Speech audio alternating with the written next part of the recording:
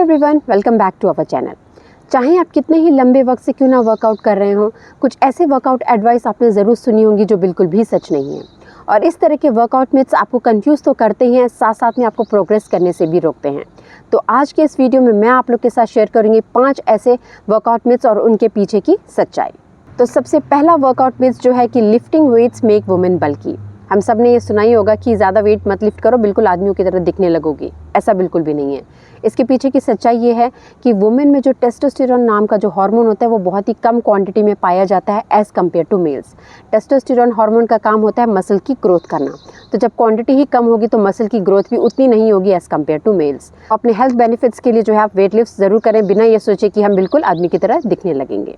तो लॉजिक इसके पीछे की सबसे पहले तो टेस्टोस्टेरोन जो हार्मोन है उसकी क्वांटिटी बहुत कम होती है। नेक्स्ट है डाइट। देखिए, अगर आपको बल्की दिखना है या मैस्कुलिन दिखना है ना, तो आपकी डाइट जो है कैलोरी सरप्लस में होनी चाहिए। वहीं वुमेन जो अपने फिटनेस गोल्स पे वर्क कर रही होती है, उनका जो मेन मकसद जो होता है वो फैट लॉस होता है।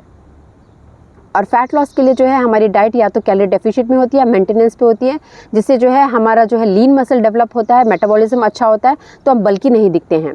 तो अगर आप कैलोरी सरप्लस में भी जाकर अगर आप बल्की होने की कोशिश करेंगे तो भी बहुत ज़्यादा टाइम लगेगा। लॉजिक है टाइप ऑफ ट्रेनिंग। देखिए, अगर आपको बल्की दिखना है ना, तो आपको जो है हैवी वेट्स लिफ्ट करने होंगे विथ लेस रेपिटेशंस। वहीं जो वुमेन अपने फिटनेस गोल्स पे वर्क कर रही होती हैं वो लाइट वेट्स उठाती हैं with longer repetitions, with high repetitions, जो कि स्ट्रेंथ और एंडोरेंस को बिल्ड करता है। और अगर आप फिर भी अगर हैवी वेट्स को लिफ्ट करते हैं लेस रेपिटेशंस के साथ भी, तो भी आप बल्की नहीं होंगे, उसमें भी बहुत ज़्यादा टाइम लगेगा। तो वरी नॉट, आप वेट्स को लिफ्ट करना स्टार्ट करें। नेक्स्ट वर्कआउट मिथ है you need to workout every day for best results. ऐसा बिल्कुल भी नहीं है कि आपको रोज़ 7 दिन जो है 2-2 3-3 घंटे वर्कआउट करना होगा। ऐसा बिल्कुल भी नहीं है।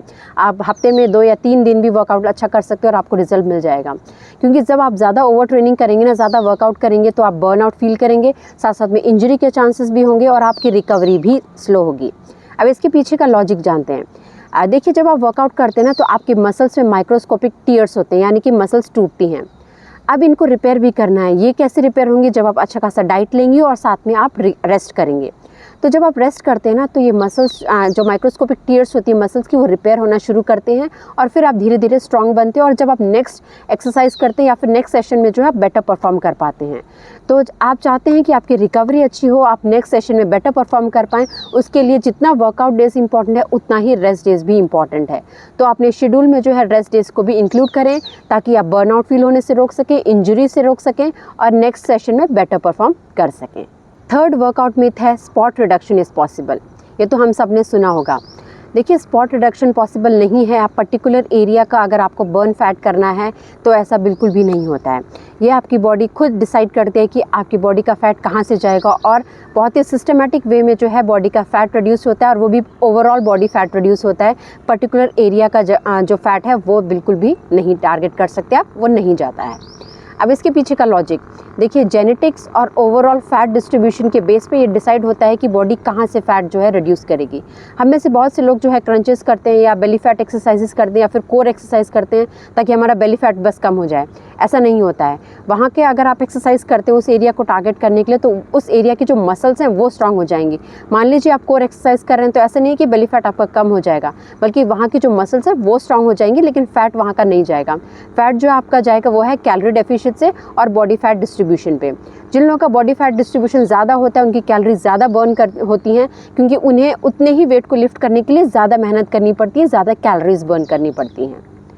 तो नेक्स्ट टाइम से पर्टिकुलर एरिया का जो फैट है उसे बर्न करने के लिए एक स्पेसिफिक एक्सरसाइज ना करते रहें, सारे मसल्स को टारगेट करने के लिए वर्कआउट करें। बॉडी का फैट जो है अपने आप कम होने लगेगा। नेक्स्ट वर्कआउट मिथ है cardio is the best way to lose weight. देखिए, कार्डियो अगर आप करते रहते हैं ना, तो आपकी कैलोरीज बहुत सारी बर्न होती रहती हैं, लेकिन अगर आप कार्डियो को स्ट्रेंथ ट्रेनिंग के साथ कंबाइन करेंगे ना, तो आपकी मसल को भी रिटेन करने में हेल्प करेगा। देखिए, लॉजिक क्या है, जब आप कार्डियो बहुत सारा करते हैं ना, हमने देखा होगा कि बहुत सारे लोग ट्रेडमिल पे रनिंग करते रहते हैं ये सोचकर कि बहुत अच्छा खासा वेट लॉस हो जाएगा। देखिए, कार्डियो से कैलोरीज तो आपकी बर्न होती हैं, लेकिन स्ट्रेंथ ट्रेनिंग से क्या होगा कि आपकी मसल्स बिल्ड होंगी, जिससे कि आपका मेटाबॉलिज्म अच्छा होगा और इवन आपका जो रेस्टिंग मेटाबॉलिक रेट है वो भी बढ़ जाएगा।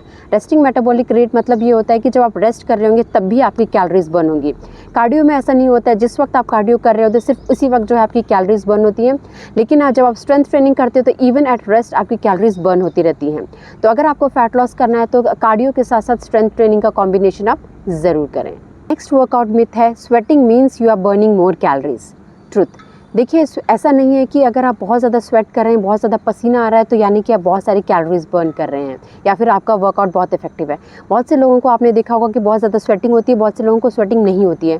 तो कहीं आप ये ना सोच लें कि मुझे स्वेटिंग नहीं हुई तो यानी कि मेरा वर्कआउट इफेक्टिव नहीं है या फिर मेरी कैलोरीज बर्न नहीं हुई है।